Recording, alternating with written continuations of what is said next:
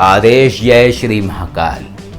पूर्व जन्म प्रत्येक व्यक्ति को आकर्षित करता है और एक जिज्ञासा प्रकट करता है व्यक्ति के अंतःकरण में अपने पूर्व जन्म की अवस्थाओं को, अपने जीवन की उस यात्रा को देखने के लिए, परंतु कोई ऐसा मार्ग समझ नहीं आता है जिससे कि व्यक्ति अपने पूर्व जन्म के क्रियाकलापों को देख सके। और इसका एक ही तात्पर्य है, जब व्यक्ति अपने पूर्व जन्म की यात्रा को देख लेता है तो वो ये समझ जाता है कि उसने क्या गलतियां की थी, वो कौन से कार्य हैं जो उसके उस जन्म में शेष रह गए, उसे इस जन्म को कैसा बनाना चाहिए, उसे इस जीवन को कैसा बनाना चाहिए। हमने बहुत सारे तरीके बताए पूर्व जन्म में प्रवेश करने के। पहले भी हमने 1-2 वीडियो बनाए जिसमें हमने तरीके बताए पूर्व जन्म में प्रवेश करने के। उसमें से सिर्फ 10% ही लोग थे जो उस क्रिया को कर पाए और सफलता प्राप्त कर सके। इसके अलावा 90% लोग सिर्फ और सिर्फ विफल ही हुए। इसके कारण हैं, इसके बहुत सारे कारण हैं, उनको समझना बहुत आवश्यक है। ये बिल्कुल वैसी ही अवस्था है जब आप किसी क्रिया को करते हैं तो उस क्रिया को करने के पात्र आप हैं या नहीं। यहाँ पात्रता की हम बात ये नहीं कहेंगे कि आप अपात्र हैं, यहाँ बात पात्रता की सिर्फ और सिर्फ आपके अंदर समाहित ऊर्जा से जुड़ी हुई है कि क्या आपके अंदर की ऊर्जा इतनी प्रबल है जो उस क्रिया को करने के बाद आप अपने पूर्व जन्म में प्रवेश कर सकें अथवा नहीं। जिनकी ऊर्जा ऐसी थी वो प्रवेश कर सके, जिनकी ऊर्जा ऐसी नहीं थी वो प्रवेश नहीं कर सके। इसके और भी कारण हैं। जब बात होती है पूर्व जन्म में प्रवेश करने की और क्रियाएं बताई जाती हैं तब व्यक्ति आंखें बंद करके शांत लेट जाता है या बैठ जाता है और विचार करता है कि उसे कुछ बताया जाएगा, उसे कुछ बताया जाएगा। यही एक सबसे बड़ी भूल होती है। बताए जाने के साथ साथ समझने पे आपका फोकस होना चाहिए, समझने पर आपका एकाग्रता होना चाहिए। यदि आपकी एकाग्रता ही नहीं है किसी बात को समझने में तो आप उस बात को नहीं समझ पाएंगे। अभी हम आपको सिर्फ 2 मुद्राएं दिखाएंगे। उन दोनों मुद्राओं में से आपको सुनिश्चित करना है कि किस मुद्रा में हम ध्यान की अवस्था में थे, परमात्मा को याद कर रहे थे, और किस मुद्रा में हम आंखें बंद करके स्वयं को ही धोखा दे रहे थे। आपको ये समझना है।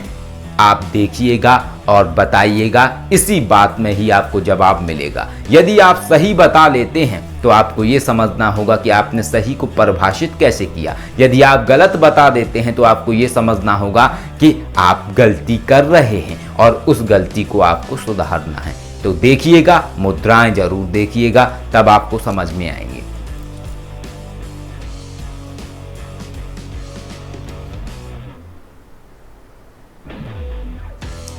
पहली मुद्रा आप देख चुके हैं, ये पहली मुद्रा है। अब हम दूसरी मुद्रा आपको दिखाते हैं।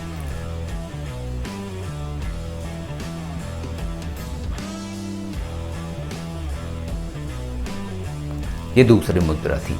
अब आपको ये बताना है, आप सोच लीजिए, समझ लीजिए कि जो पहली मुद्रा थी, क्या मैं उस मुद्रा में परमात्मा को याद कर रहा था, या जो दूसरी मुद्रा थी मैं उस मुद्रा में परमात्मा को याद कर रहा था। आप अपने दिमाग में सोच लीजिए। आपने सोच लिया इस बात को, अब उत्तर हम दे देते हैं आपको कि जो दूसरी मुद्रा थी उस मुद्रा में मैं परमात्मा को याद कर रहा था, और जो पहली मुद्रा थी उस मुद्रा में केवल मैं आंखें बंद करके अपने आप को एक धोखा दे रहा था। बस इसी बात के अंदर ही आपके पूर्व जन्म में प्रवेश करने का सारा तरीका समाहित है। जब आप ये तरीका समझ जाएंगे तो आप सब बातें समझ जाएंगे।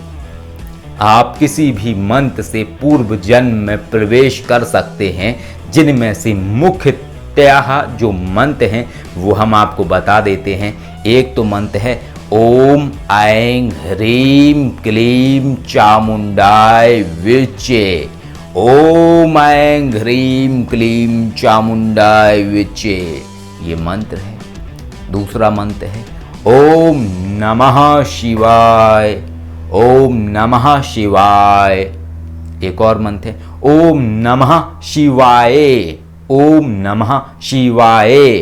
ये मंत्र है। एक और मंत्र है, ओम श्रीम बम बम भ्रीम, ओम श्रीम बम बम भ्रीम, ओम श्रीम बम बम भ्रीम, ओम श्रीम बम बम भ्रीम। ये मंत्र है।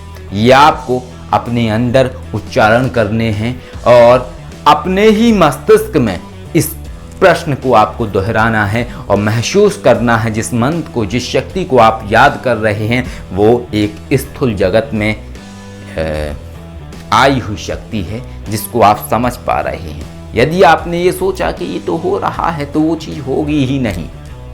और जैसे ही आप ये करेंगे इसके बाद आप एकाग्र होंगे। यहाँ आपकी महत्ता है। दिखाई सब देता है, महसूस सब होता है, लेकिन उस महसूस को समझने के लिए आपको भी उसमें प्रवेश करना होगा। हम एक उदाहरण आपको प्रस्तुत करते हैं। आप रोड पे जा रहे हैं, अपनी कार से आप रोड पे ड्राइव करते हुए जा रहे हैं और आप 3 दिन से नहीं सोए हुए हैं।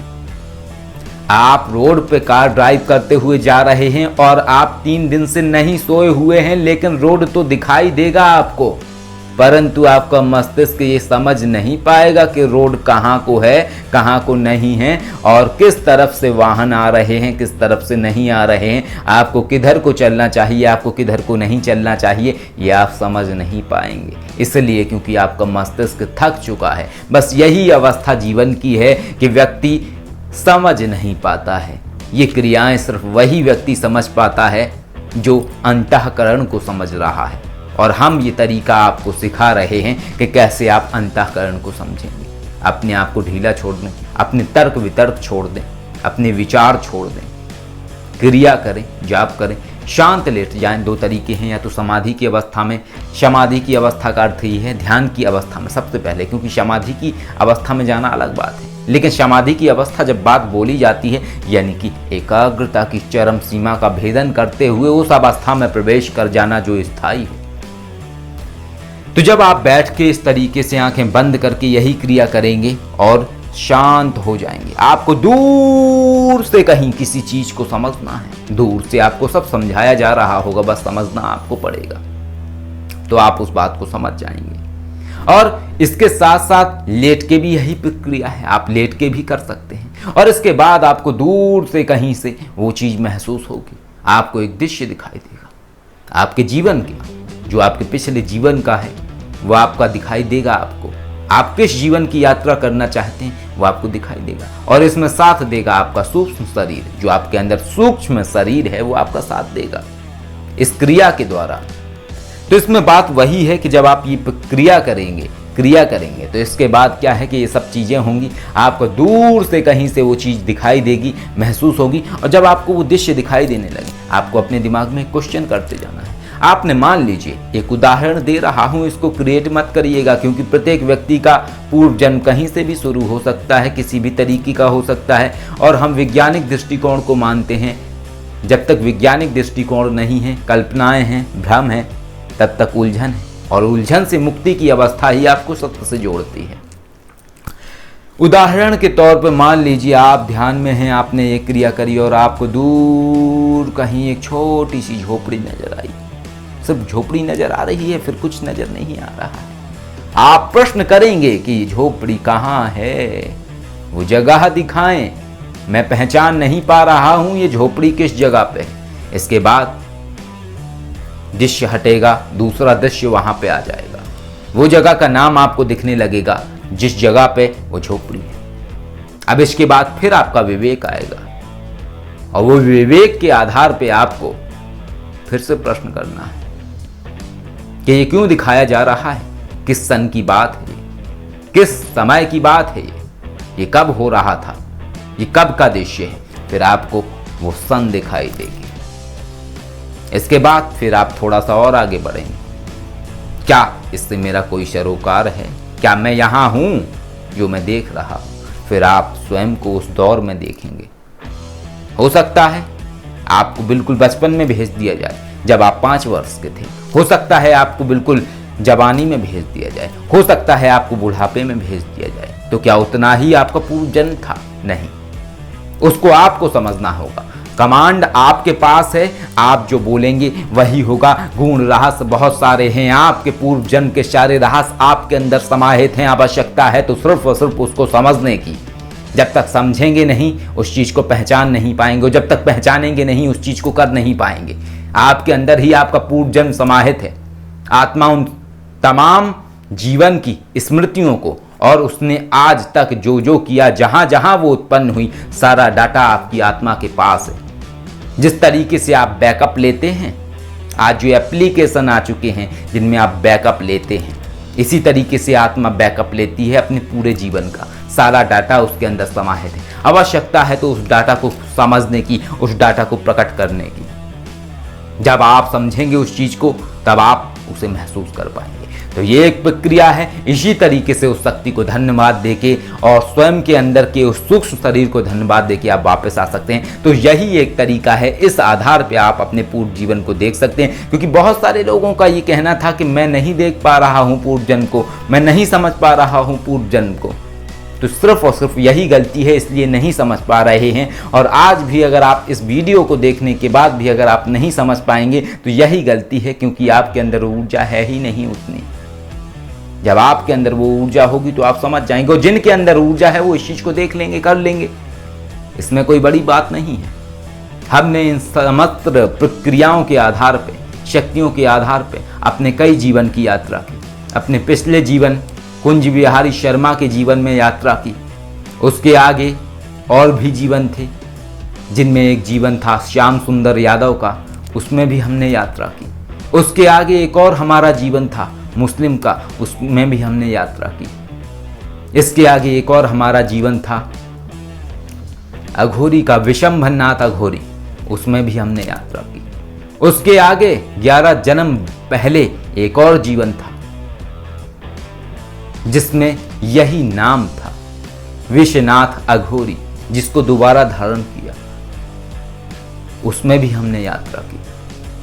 आप अनंत की यात्रा कर सकते हैं, लेकिन जब आप सही तरीका समझ पाएंगे। तो इस तरीके से करिए तो आप बेशक अपने पूर्व जन्म को देख पाएंगे, समझ पाएंगे। और पूर्व जन्म में यात्रा करने की ये तरीके बहुत आवश्यक हैं। इनका महत्व उतना ही है जितना महत्व एक बड़ी गाड़ी में से एक छोटे से पेंच को बाहर निकालने के बाद आपको पता लगता है कि उस पेंच का महत्व कितना था, उस नट का महत्व कितना था उस गाड़ी में। तो जब तक आप ये नहीं समझेंगे तब तक आप ये प्रक्रिया नहीं कर पाएंगे।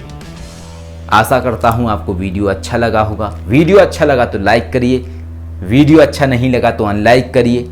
चैनल अच्छा लगता है तो सब्सक्राइब करिए, अगर नहीं अच्छा लगता है तो अनसब्सक्राइब करिए। जैसे मर्जी वैसे कीजिए।